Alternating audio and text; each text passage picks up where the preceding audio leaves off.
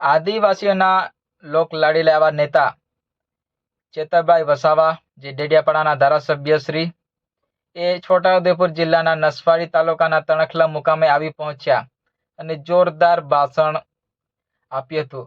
એ ભાષણ સાંભળીને તમે પણ ચોંકી જશો. ચેતરભાઈ વસાવા આદિવાસી સમાજમાં અને સમગ્ર ગુજરાતમાં ખૂબ એવા પ્રચલિત થયા છે અને ચેતર વસાવા પ્રત્યે લોકોની લોકચાહના પણ વધી છે. એમ ખરેખર દોસ્તો ચેતર વસાવા આદિવાસીના હક અધિકાર માટે સવાલ ઉઠાવતા નજરે પડે છે. ગમે ત્યાં સમગ્ર ગુજરાતમાં અન્યાય થતો હોય ત્યાં સરકાર સામે વાંધો ઉઠાવતા હોય છે. છોટાઉદેપુરના જે જિલ્લા પ્રમુખ રાધિકભાઈ રાઠવા એ પણ હાજર રહ્યા અને નસવાડી તાલુકાના છોટાઉદેપુર જિલ્લાના ખૂબ એવા આદિવાસીઓ ચેતર વસાવાના એક એક શબ્દ, ચેતર વસાવાનું ભાષણ અને ચેતર વસાવાની એન્ટ્રી જોવા માટે ઉમટી પડ્યા. ખૂબ એવી લાખોની ભીડમાં ત્યાં લોકો જોવા મળ્યા. એક કહેવત છે ને ભાઈ, ચેતર વસાવા કી નામ હી કાફી હે. તો ચેતર વસાવાનું નામ સાંભળતા લોકો ગામે ગામથી ઉમટી પડ્યા હતા અને ચેતરે જોરદાર ભાષણ રાખવાનો છે. રાખશો ને બધા સાથીઓ? હું તમને કહી દેમ, ગુજરાતમાં 27 બેઠકો આદિવાસીઓ માટે રિઝર્વ બેઠકો છે. એમાં તમારી છોટાઉદેપુરની પણ 3 આવી ગઈ, અમારી નર્મદાની પણ 2 આવી ગઈ. એમાં ડેડિયાપાડામાંથી હું ચૂંટાયેલો છું. તો 27 બેઠકો પર તો બીજી કોઈ જાતિવાળા લડતા નથી. લડે છે કોણ? આપણા આદિવાસી લોકો જ લડે છે. સાચી વાત છે કે ખોટી વાત છે? હા, પાર્ટીઓ અલગ અલગ છે. કોઈ ભાજપમાંથી લડે છે, કોઈ કોંગ્રેસમાંથી લડે છે, કોઈ આમ આદમી પાર્ટીમાંથી લડે છે, કોઈ બીટીપી માંથી લડે છે, કોઈ ભારત આદિવાસી પાર્ટીમાંથી લડે છે, કોઈ સપામાંથી લડે છે, કોઈ બહુજન સમાજ પાર્ટીમાંથી લડે છે. પણ આખરે ચૂંટાઈને તો આદિવાસી જ વિધાનસભામાં જાય છે ને. 27 બેઠકો આદિવાસીઓ માટે અનામત છે. છેલ્લે ચૂંટાઈને તો આદિવાસીઓ 27 જણ જ વિધાનસભામાં જાય છે. બધાએ બોલવું પડે, પણ જ્યારે આદિવાસી સમાજને માટે બોલવાની વાત હોય, 1-2 ધારાસભ્યને છોડીને કોઈ આદિવાસી ધારાસભ્ય વિધાનસભામાં આપણા સમાજ માટે બોલતા નથી. કેમ કે એ લોકોને ટિકિટની ચિંતા છે. આજે આટલો બધો આપણા વિસ્તારમાં અન્યાય અત્યાચાર થાય છે, કોઈ બોલતું નથી. એમને પાર્ટીએ રિમોટ થી ચલાવે છે. પાર્ટી એમની પાર્ટીની ટિકિટ થી પડેલી છે. ત્યારે આજે તણખલાના આ મંચ પરથી હું તમને કહેવા માંગુ છું, હું જે વિધાનસભામાંથી ચૂંટાઈને આવું છું એ આદિવાસી રિઝર્વ એટલે કે આદિવાસી અનામત બેઠક છે. મને કોઈ પાર્ટી ટિકિટ આપી દે પણ આદિવાસીનો જાતિનો દાખલો મારા ફોર્મમાં હું નહીં મૂકું તો મારું ફોર્મ પાસ થવાનું છે નથી. ફોર્મ મારું પાસ થશે? કોઈ પણ પાર્ટી મને ટિકિટ આપી દે પણ મારો આદિવાસીનો જાતિનો દાખલો હું નહીં મૂકું તો મારું ફોર્મ પાસ થવાનું છે ભાઈ? પાસ થવાનું છે? નથી થવાનું ને. એટલે આદિવાસીના જાતિના દાખલાથી હું ધારાસભ્ય બન્યો છું. મારા ડેડિયાપાડાના આદિવાસી સમાજના આશીર્વાદથી હું ધારાસભ્ય બન્યો છું. આજે તમારી વચ્ચે આવ્યો છું તો આદિવાસી સમાજના ધારાસભ્ય તરીકે આવ્યો છું. જે દિવસે મારી પાર્ટી પણ આદિવાસી સમાજ માટે બોલતા મને રોકશે તે દિવસે સૌથી પહેલા મારી પાર્ટીના પાટિયા ચેતર વસાવા પહેલા ઉતારીને મૂકી દેશે. આ ખુલ્લા મંચ પરથી કહીએ છીએ અમે. અનાદિકાળથી વસનારો અમારો આદિવાસી સમાજ છે. આદિવાસી સમાજની સંસ્કૃતિ હજારો વર્ષ જૂની છે. સિંધુ ખીણની સંસ્કૃતિમાં તમે જોઈ લેજો, હડપ્પાની સભ્યતામાં જોઈ લેજો. એ આદિવાસી સંસ્કૃતિ 10-12 વર્ષ પહેલાની આપણી સંસ્કૃતિઓ છે. અહીંના મૂળ માલિકો છે આપણે. આદિવાસી હોય, એસસી હોય, માઇનોરિટી હોય, ઓબીસી હોય, આપણે આ દેશના મૂળ માલિકો છે. આજે મૂળ માલિકોની હાલત શું બનાવી દીધી છે? આજે મૂળ માલિકોને આજે મજૂર બનાવીને રાખી દીધા છે. તમે જોયેલા આજે મૂળ માલિકોની હાલત શું છે? મેં નથી કહેતો, આપણું દેશનું બંધારણ કહે છે કે આદિવાસી આ દેશનો મૂળ માલિક છે. 5મી અનુસૂચિનું 43 આર્ટિકલ ક કહે છે, સુપ્રીમ કોર્ટ કહે છે કે આદિવાસી આ દેશનો માલિક છે. આર્ટિકલ 243 ક તમે વાંચી લેજો. આદિવાસીની જમીન કોઈ ત્રીજો વ્યક્તિ લઈ ન શકે, એમાં પ્રાવધાન છે. પેશા એક 1996 તમે વાંચી લેજો. બહારનો વ્યક્તિ આદિવાસીઓમાં જમીન નહીં લઈ શકે. 73 ડબલ એ તમે જોઈ લો, આદિવાસીઓની જમીન બિન આદિવાસીઓ નહીં લઈ શકે. આટલા બધા સંવિધાનમાં પાવર આપ્યા છે. સંવિધાન અને સુપ્રીમ કોર્ટ કહે છે આદિવાસી એનો મૂળ માલિક છે. છતાં આજે મૂળ માલિકને આ સરકારોએ આજે મજૂર બનાવી દીધો છે. તમે જોઈ લો આપણો ઇતિહાસ, રામાયણ ઉઠાવીને વાંચી લેશો. સબરી ભીલનો જે ઇતિહાસ છે, નિષાદ રાજાની જે વાત આવે છે, એ કોણ હતા? એ ભીલ હતા. મહાભારત ઉઠાવીને વાંચી લેજો. એકલવ્ય જે અંગૂઠો કાપીને આપી દીધા ગુરુ દ્રોણાચાર્યને, કોણ હતા? એ આપણા આદિવાસી ભીલ હતા. તમે મહારાણા પ્રતાપનો ઇતિહાસ વાંચી લેજો. જ્યારે હલ્દી ઘાટીનું યુદ્ધ થયું, મહારાણા પ્રતાપના પોતાના ભાઈએ પણ એનો સાથ છોડી દીધો. ત્યારે પૂંજા ભીલે આખી સેના લઈને મહારાણા પ્રતાપ સાથે ઉભા હતા. એ આપણા આદિવાસી ભીલો હતા. તમે શિવાજી મહારાજનો ઇતિહાસ વાંચી લેજો. શિવાજી મહારાજ સાથે દુધા ભીલ, આખી ફોજ જે ભીલોની હતી, એ આપણા આદિવાસીઓની હતી. મિત્રો તમે જોઈ લો દેશની આઝાદીનો ઇતિહાસ. બિરસા મુંડા હોય, ખાજ્યા નાયક હોય, ટાટિયા ભીલ હોય, જયપાલસિંહ મુંડા હોય કે ગુરુ ગોવિંદસિંહ હોય, દેશના આઝાદીમાં અંગ્રેજો સામે એમણે ઉલગુલાન જાહેર કર્યું. હજારો લોકો મરી ગયા. માનગઢની વાત કરું, 17/11/1913 ના રોજ ગુરુ ગોવિંદગીરીની આગેવાનીમાં માનગઢ ખાતે સ્વાયત્ત રાજ માટે એ લોકોએ સભા યોજી. આ સભામાં અંગ્રેજો અને ત્યાંના સામંત રાજાઓએ ગોળીબાર કર્યો. 1507 લોકો ત્યાં મરી ગયા. ગુરુ ગોવિંદજીને પણ પગમાં ગોળી વાગી. હજારો લોકો ઘાયલ થઈ ગયા. એનો ઇતિહાસ કોઈ આજે ઇતિહાસમાં નથી. ત્યારે સાથીઓ, આપણા એ પૂર્વજોમાંથી એ આપણા પૂર્વજો હતા. ત્યારે હું તમને ગર્વ સાથે કહું છું, આટલી જૂની સંસ્કૃતિ, ધર્મપૂર્વી સંસ્કૃતિ આપણી છે. દેશની આઝાદીમાં આપણે આટલું બધું યોગદાન આપ્યું છે. સમાજમાંથી આપણે આવીએ છીએ. જ્યારે દેશને આઝાદી મળી, જ્યારે નર્મદા ડેમ બનાવવાનો હતો, દેશની વિકાસની વાત હતી, ત્યારે આપણા આદિવાસીઓએ ગામડાને ગામડા નર્મદા ડેમમાં પણ ખાલી કરીને આપ્યા છે. ઉકાઈ ડેમની વાત હોય, કરજણ ડેમની વાત હોય કે કડાણા ડેમની વાત હોય, આ વિસ્તારમાં જ્યારે પણ વિકાસની વાત હતી, આદિવાસીઓને વિસ્થાપિત કરવામાં આવ્યા છે. અને આજે જ્યારે અમારા આદિવાસીઓની વિકાસની વાત આવે છે, ત્યારે આજે શિક્ષકો માટે આંદોલનો કરવા પડે, આજે રોડ રસ્તા માટે આંદોલનો કરવા પડે, આજે શાળાઓ માટે આંદોલનો કરવા પડે, આજે લડેંગે જીતેંગે જિંદાબાદ મુર્દાબાદ કરવું પડે, આજે આવેદન નિવેદન કરવું પડે, આજે રોજગારી માટે લડવું પડે. ત્યારે અમે આ સરકારોને કહેવા માંગીએ છીએ, આઝાદીના 78 વર્ષ પછી પણ જો આ સરકારો અમારા આદિવાસીઓનો વિકાસ કરવા નહીં માંગશે, તો આવનારા દિવસમાં તૈયાર થઈ જજો. ભીલ પ્રદેશ બનાવીને રહીશું. દેશનો 29મો રાજ્ય ભીલ પ્રદેશ બનાવીશું અમે, અને એની રાજધાની આપણે કેવડિયા રાખીશું. કેવડિયા. કોઈના બાપની તાકાત નથી કે અમારો ભીલ પ્રદેશ અલગ રાજ્ય બનાવતા અમને રોકે. આ વિસ્તારોમાં અમારા આદિવાસીઓને હિન્દુ મુસ્લિમના નામે લડાવવામાં આવે છે. અમારા આદિવાસીઓને પણ હું કહેવા માંગુ છું, મારા વડીલો, મારા યુવાનો, મારી માતા બહેનોને પણ વિનંતી કરું છું કે હવે પછી આપણે ક્યારે હિન્દુ મુસ્લિમની લડાઈમાં પડવાનું નથી. આપણા અધિકારોની લડાઈ માટે હવે બહાર નીકળવાનું છે.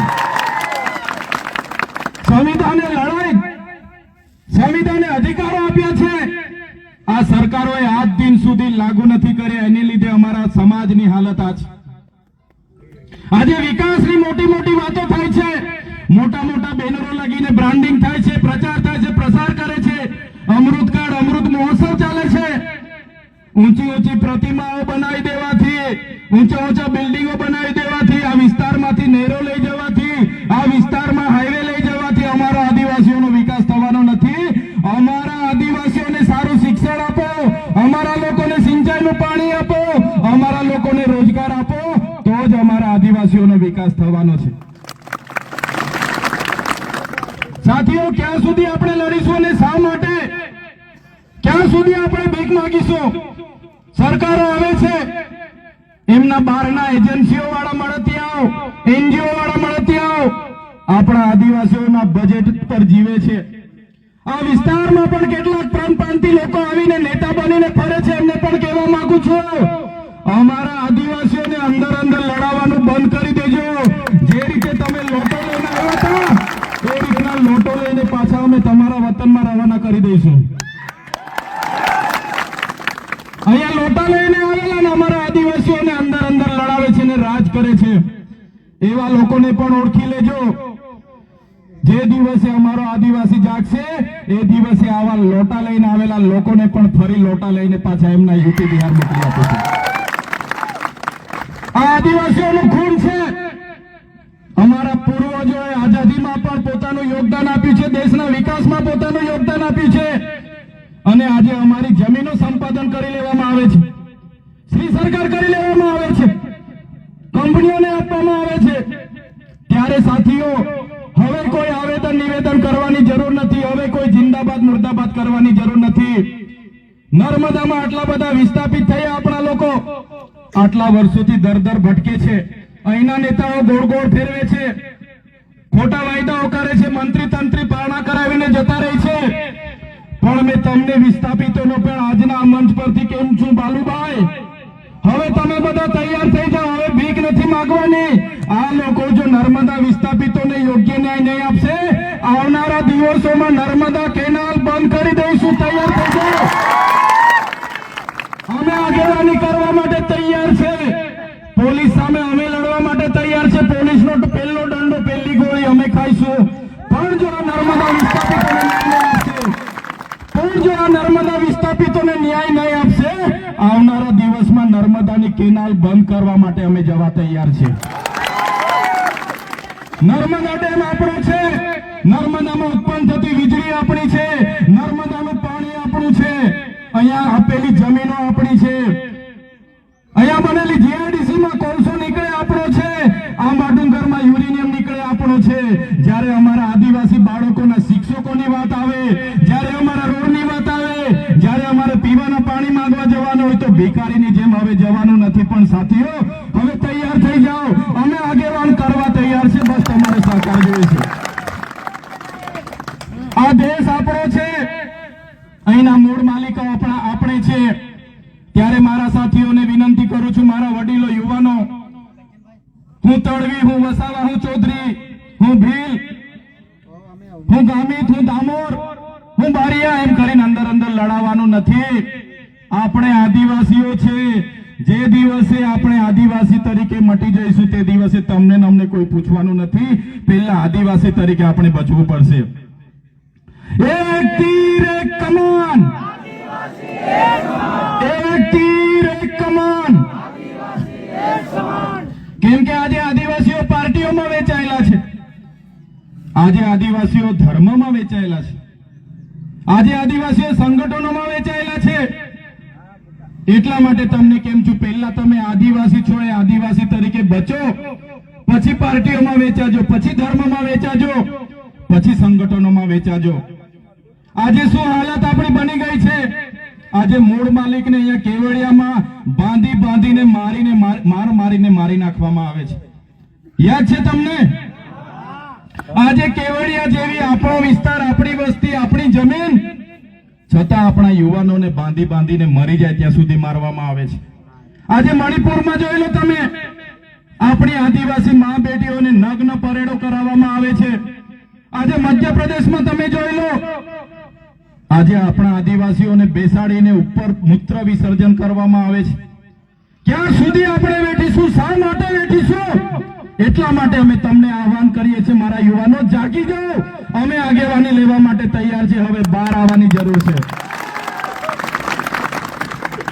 આજે દેશમાં 8% આદિવાસી વસે છે, આજે ગુજરાતમાં 15% આદિવાસી વસે છે. મારા સાથીઓ, આજે તમે જોઈ લો આદિવાસી સાથે કેટલો અન્યાય થાય છે. જો ગુજરાતમાં 15% આદિવાસી વસતો હોય તો 100 જજમાં 15 જજ આદિવાસી હોવા જોઈએ કે નહીં હોવા જોઈએ? 100 કલેક્ટરમાં 15 કલેક્ટર આદિવાસી હોવા જોઈએ કે નહીં હોવા જોઈએ? 100 ડીડીઓ 100 એસપી માંથી 15 આદિવાસી હોવા જોઈએ કે નહીં હોવા જોઈએ? 100 મામલતદાર 100 ટીડીઓ માંથી 15 આદિવાસી હોવા જોઈએ કે નહીં હોવા જોઈએ? 100 બિલ્ડરો માંથી 15 આદિવાસી બિલ્ડરો હોવા જોઈએ કે નહીં હોવા જોઈએ? આજે નથી. કેમ કે આપણા આદિવાસી નેતાઓ બાયલા છે, કોઈ સરકાર સામે બોલવા તૈયાર નથી. ત્યારે અમે કહીએ છીએ એમના જેવા બંગડી પહેરીને અમે નથી બેઠા. જે દિવસે અમારા આદિવાસી સમાજ માટે બોલતા અમારી પાર્ટી અમને રોકશે, એ દિવસે પાર્ટીના પાટિયા પણ આ ચૈતર વસાવા ઉતારીને મૂકી દેશે. અમને ચૂંટણીઓનો મોહ નથી, પણ જ્યાં સુધી સત્તા પર નહીં આવીશું ત્યાં સુધી આ લોકો ગાંઠવાના નથી.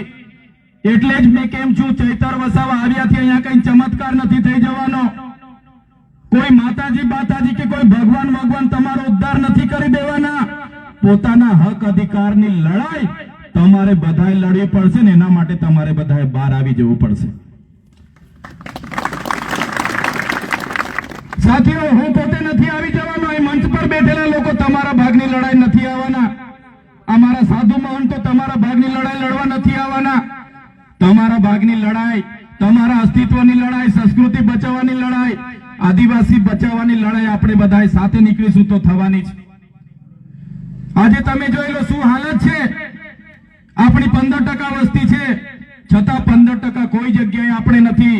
ગાંધીનગરની સચિવાલયમાં જશો ત્યાં પણ આપણે 15% નથી. આપણા પોલીસ સ્ટેશનમાં જશો ત્યાં પણ એસસી એસટી ઓબીસી ના પીઆઈ ને સાઈડ પોસ્ટિંગ હશે અને બીજા લોકોને મેન પોસ્ટિંગ હશે. ડીએસપી માં પણ આપણા લોકો સાઈડ પોસ્ટિંગમાં હશે, બીજા લોકોને મેન પોસ્ટિંગમાં હશે. આજે જ્યાં જ્યાં મેન ખાતાઓ હશે ત્યાં આપણા લોકો નથી. એટલા માટે કેમ છું, કેટલું પણ લડેંગે જીતેંગે કરીશું, કેટલું પણ આપણે વિકાસની વાતો કરીશું, કેટલું પણ બજેટ બનશે, પણ જ્યાં સુધી અમલીકરણમાં આપણા લોકો નહીં હશે ત્યાં સુધી આપણો વિકાસ થવાનો નથી. એટલા માટે જ કેમ છું કે દેશનું 29મું રાજ્ય આપણે માંગવું પડશે અને એના માટે બધાએ તૈયાર થઈ જવું પડશે. આજે અમેરિકા જેવો, અમેરિકા આપણા કરતા ઓછી વસ્તી છે, છતાં અમેરિકામાં 50 રાજ્ય છે. જે રીતે તેલુગુ લોકોનું તેલંગાણા બન્યું, જે રીતે તમિલ લોકોનું તમિલનાડુ બન્યું, મરાઠાઓનું મહારાષ્ટ્ર બન્યું, પંજાબીઓનું પંજાબ બન્યું, ગુજરાતીઓનું ગુજરાત બન્યું, જે રીતે ઝારખંડીઓ માટે બન્યું, જે રીતે નાગા લોકો માટે નાગાલેન્ડ બન્યું, એ રીતે આવનાર દિવસોમાં આદિવાસી ભીલ સમુદાય માટે અલગ ભીલ પ્રદેશ અમને જોઈએ, નહીં તો અમે આંદોલન પર ઉતરી જઈશું. આજે તમે જોઈ લો, વડોદરામાંથી છોટાઉદેપુર છૂટું પડ્યું, તમને બધાને ફાયદો થયો કે નુકસાન થયું? ફાયદો થયો કે નુકસાન થયું? અમારે ભરૂચમાંથી 1997માં નર્મદા છૂટું પડ્યું તો અમને બધાને, રાજપીપળા નજીક પડે છે ભરૂચ કરતા, અમને બધાને ફાયદો થયો. ફાયદો થયો કે નુકસાન થયું? તો એવી રીતના 29મું રાજ્ય બનશે, એની રાજધાની કેવડિયા બનશે તો આપણને બધાને ફાયદો થશે કે નુકસાન થશે? ફાયદો થશે ને. એટલા માટે આવનારા ભવિષ્યમાં 29 એવું લાગ્યું ચૈતર વસાવાનું ભાષણ? તો હજુ સુધી મારી ચેનલ પર નવા હોય તો ચેનલને સબસ્ક્રાઇબ કરજો અને વિડીયોને લાઇક કરજો, જેથી મારા તમામ આવનારા વિડીયોની નોટિફિકેશન તમને મળી જાય. ત્યાં સુધી જય હિન્દ, જય ભારત, જય જોહાર, જય આદિવાસી.